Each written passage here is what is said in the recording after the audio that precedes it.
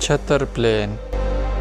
چھتر کی بازار سے تو ہم کافی دفعہ گزرے تھے، لیکن ڈرون کی کیمرے کی نظر سے جب دیکھا تو حیران کن مناظر تھے۔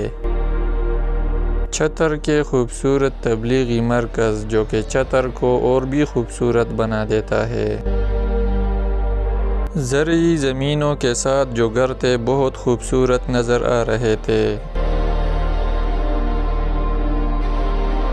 چھتر مانسہرہ سے 1 گھنٹے کے فاصلے پر ہے جو کہ بہت خوبصورت جگہ ہے۔